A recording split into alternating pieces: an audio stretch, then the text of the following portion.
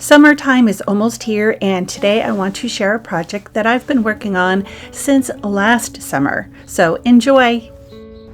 So here is my treadle base for my sewing machine. I got it on Facebook Marketplace from a lovely woman named Jennifer, who told me that her mother Dot had gotten it from her grandmother Helen.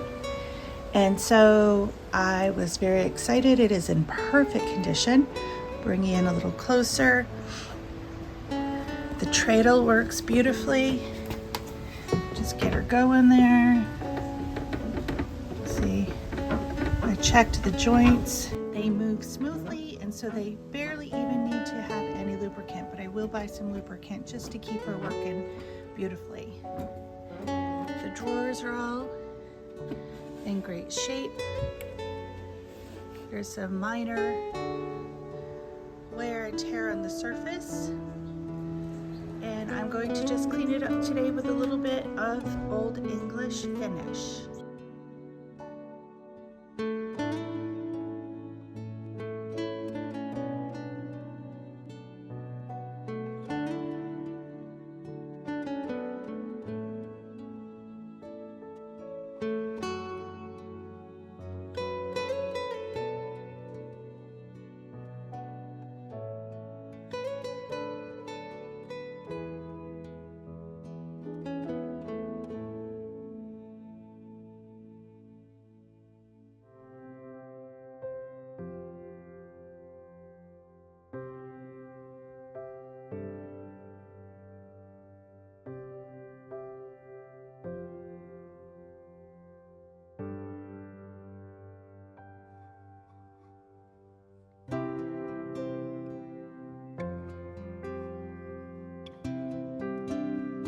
So today my task is to take my beautiful Singer sewing machine, circa 1915, out of its base that it was put in probably in the 40s, and I'm going to be transferring it, taking the motor off, which is there, and placing it in its new old cabinet, a refurbished or preserved really beautiful old treadle sewing machine.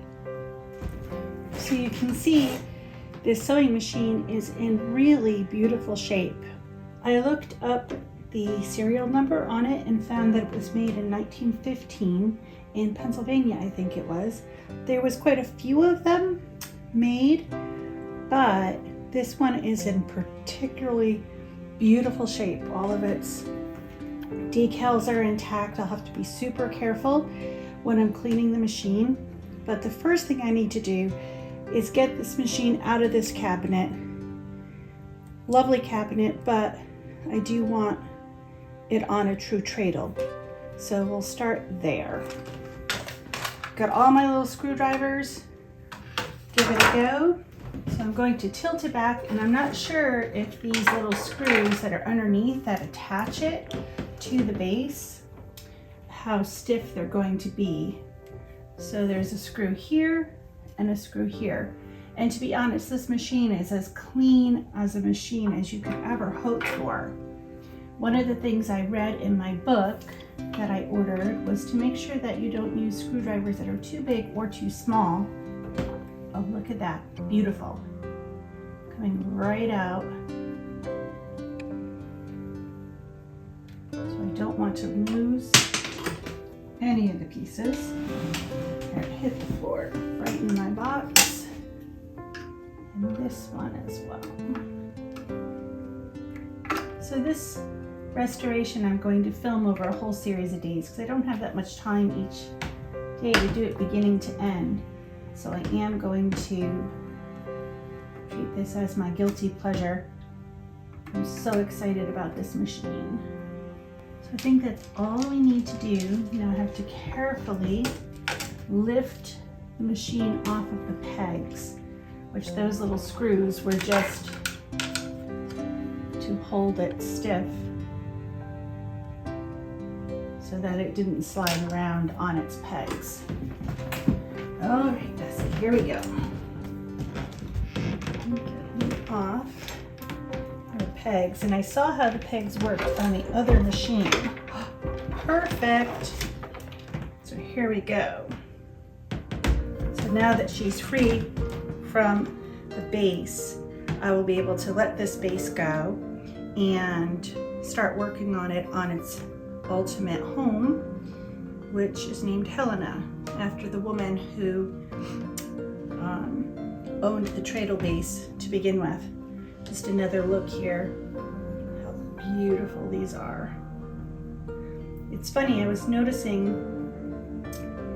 in some of my research that there are quite a few scratches in this area on a lot of machines, and some people actually put like a cloth over the center thing, I guess, to preserve the decals.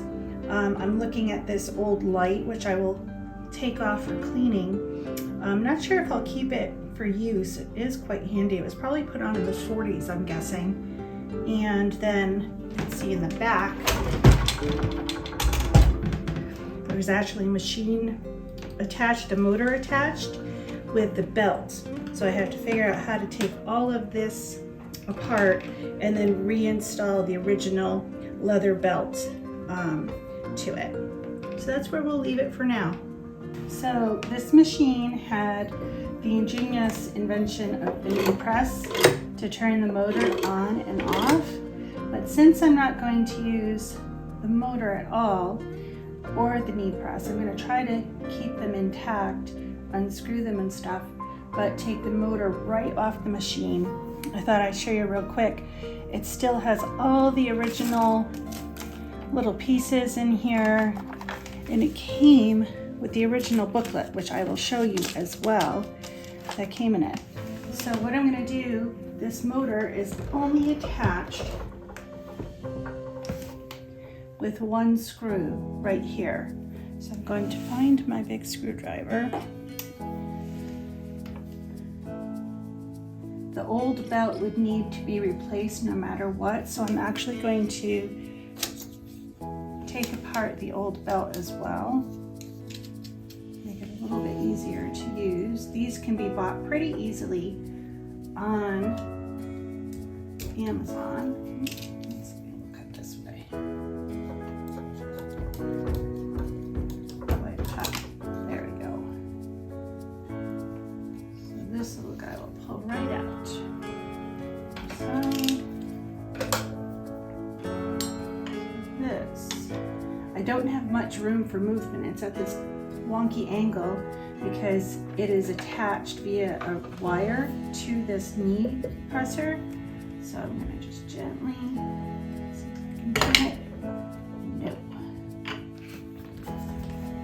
To show you quickly, here's the book that I bought on how to refurbish this lovely old machine. So I'm kind of excited, but also it came with its original, it's a little bit battered and worn. I'm going to see how I can preserve it, machine as well. So this is Blaster penetrating catalyst, so it breaks down rust. So I'm going to put just a little bit right in here. There we go.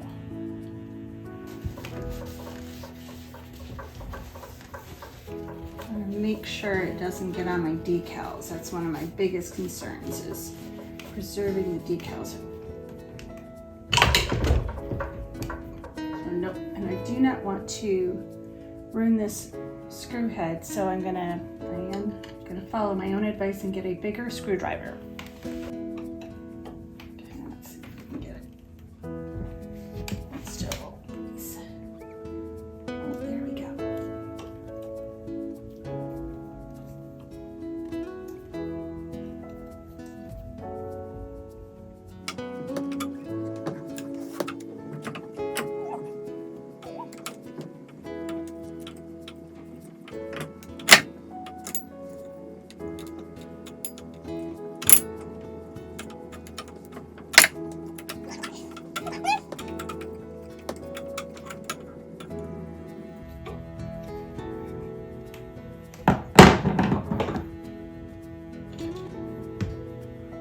There we go.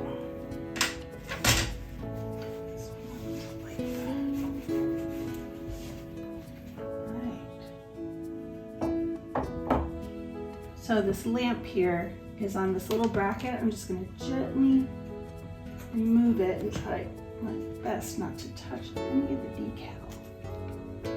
And there we go. So now our machine is more or less back in its original configuration. So now the next step will be to set it into its new home, get it locked in there nice and tight so that it can sit till the next time I am able to work on it. So I took a little finagling, but I did get it onto its new base, its new old base. And now I'm going to put these little guys back in. I'm doing it. Secure it on here.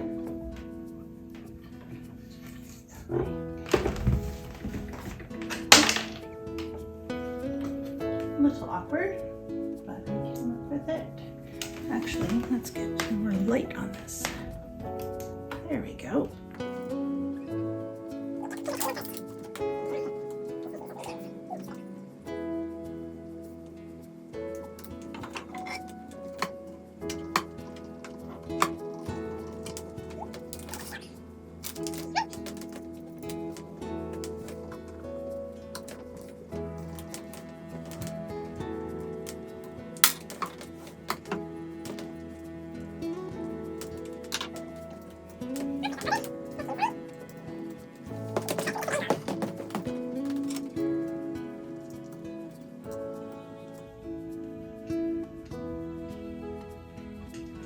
This is slow craft at its finest. There we go. I'm going to tighten it, but not too tight, just enough to keep it so it won't slide off. Put our piece down.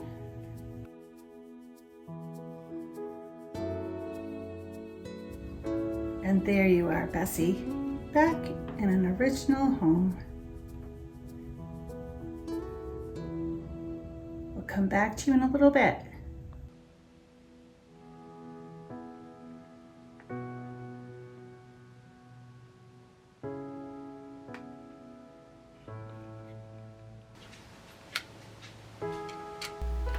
I used some blaster solvent catalyst to break up a little bit of the gunk that was in the machine to be able to take it apart. It had a very strong smell, and I kind of wished I had done this outside.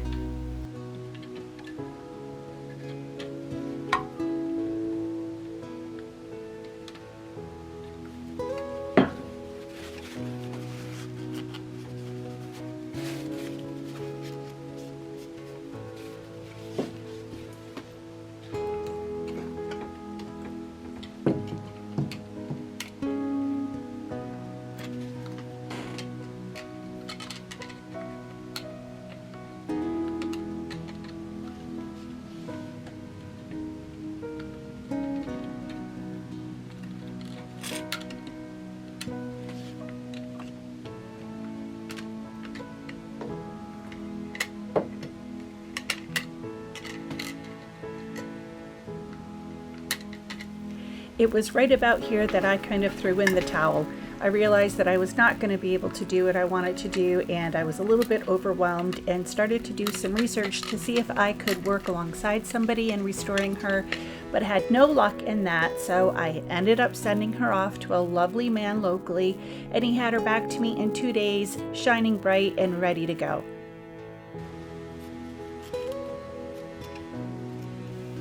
So next it was time to thread the belt through the machine and attach it to itself with this little staple. So this took longer than I thought it would, and it would have been super helpful to have a second person because the belt kept sliding off of the different grooves and stuff like that. So the belt slides through these different holes and through these different grooves. And while it's not hard, it's very obvious where it all goes. It would have been super helpful to have someone, and it would have taken probably a third of the time.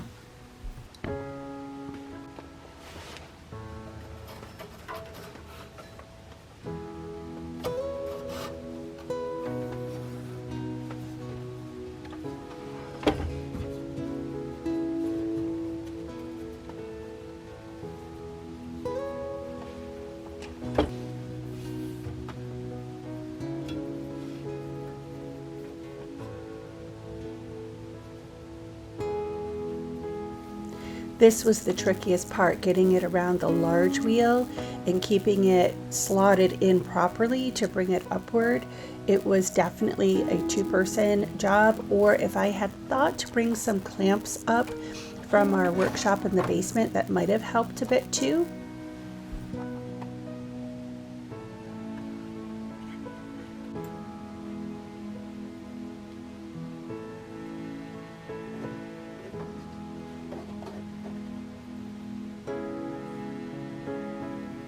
So you see, I've brought the belt up, and then I have to bring them together and measure them exactly so they sit edge to edge, butting up against each other. And then a little hole has to be drilled in the lower part of the belt. You can see I'm testing the tension. You want to make sure that the tension is not too loose and not too tight, because either condition will cause the belt to slip as you are treadling the bottom part. I did use scissors to saw through this. That was silly. I should have gotten a sharper type of cutting utensil, either a knife or something like that. This took way too long.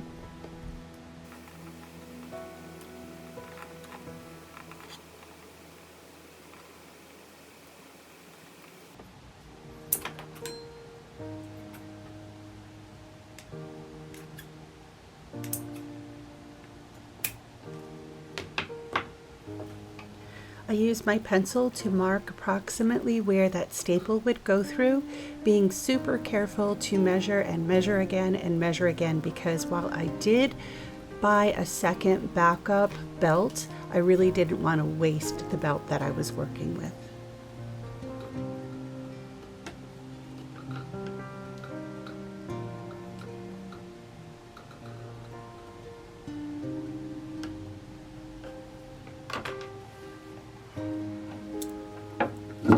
I used a set of locking pliers here to keep the belt centered so that it wouldn't roll as I was trying to drill through the little tiny hole. And I used a little Dremel type of drill, the kind that you use to do your nails if you do acrylic nails.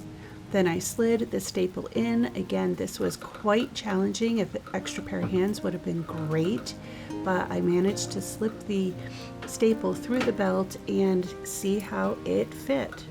And it did. So then I had to use my clamping wrench again to push that staple down. It was a little bit challenging, but I wish I'd used regular pliers to do this, but I didn't go and get another pair.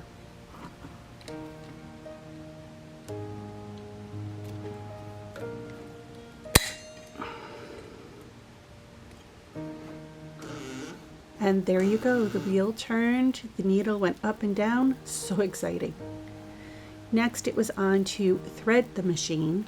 So the man that had restored the last parts of the machine for me, he gave it back to me already threaded, which was super nice. I could have used the book to do this, but it was a really nice way. I just followed through every step of the way and was checking to make sure the tension and everything moved smoothly. But in general, it threaded very simply. It wasn't complicated. Getting it through the needle at the very bottom, I have to look closely as to more needles for this machine, but I got it through without my glasses and without a pair of tweezers, so it was pretty exciting.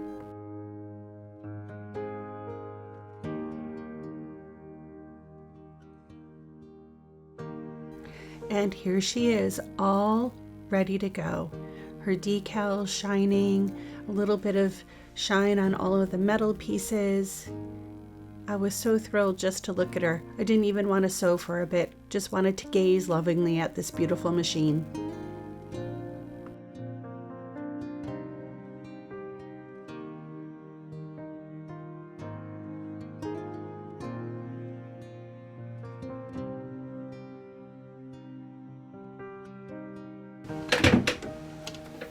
My very first independent stitches, very awkward. The whole coordination of using the treadle and getting it started were definitely something to get used to.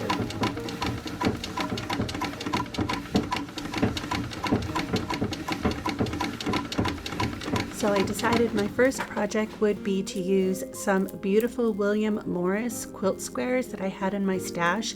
I bought these during COVID, probably in the summer of 2020, and I got them for $15 in a little quilt shop up in Canada, and loved them and was waiting to find just the right project. So this seemed to be a good project for them. They're roughly of the same vintage, and I decided to make a table runner out of them. So please enjoy the process of putting together my table runner with my beautiful machine.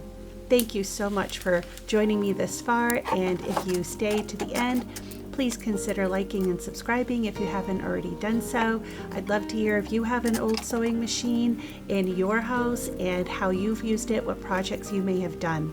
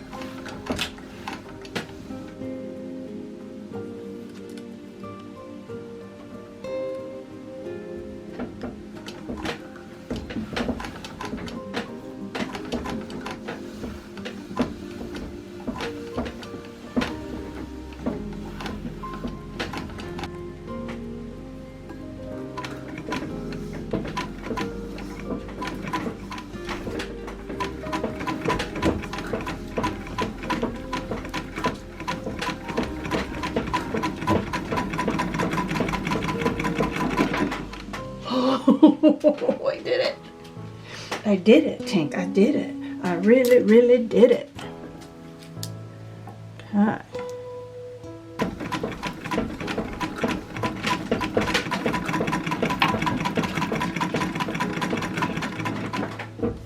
Beautiful.